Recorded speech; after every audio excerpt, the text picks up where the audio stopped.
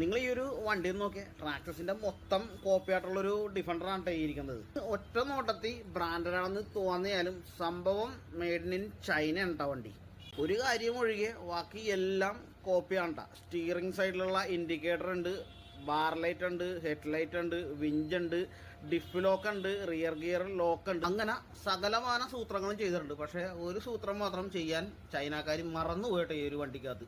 നിങ്ങളൊരു off road വണ്ടി എന്ന് ഉദ്ദേശിക്കുന്നത് എന്താണ്? വെറുതെ കല്ലും കുന്നും മാത്രം കയറിയാൽ മതിയോ? അതാണ് നിങ്ങൾ ഉദ്ദേശിക്കുന്ന ഓഫ് റോഡ് വണ്ടി എന്ന് പറയുന്നത്? നിങ്ങൾക്ക് പ്രൊഫഷണലായിട്ട് ഓഫ് റോഡ് ചെയ്യണമെങ്കിൽ ഫുള്ള് വാട്ടർ പ്രൂഫ് ആയിട്ടുള്ള വണ്ടി എടുക്കുക. അല്ലാണ്ട് ഇതേപോലെ പകുതി വാട്ടർ പ്രൂഫുള്ള വണ്ടി എടുത്തിട്ട് നിങ്ങൾക്ക് ഒരു കാര്യവുമില്ല. ഇപ്പോൾ ഈ വണ്ടി നമ്മുടേക്ക് സർവീസിന് വന്നിരിക്കണം എന്ന് വെച്ച് കഴിഞ്ഞാൽ ഇതിൻ്റെ പല ഭാഗങ്ങളിലും വാട്ടർ പ്രൂഫ് ഇല്ല. അപ്പോൾ അത് ചെയ്യാൻ വേണ്ടിയാണ് നമ്മുടേക്ക് ഈ ഒരു വണ്ടി സർവീസിന് വന്നിരിക്കുന്നത്. ഏതായാലും നിങ്ങൾക്ക് ഇതിൻ്റെ ഉൾവശം കൂടി ഞാൻ നിങ്ങളൊന്ന് കാണിച്ചു തരാം.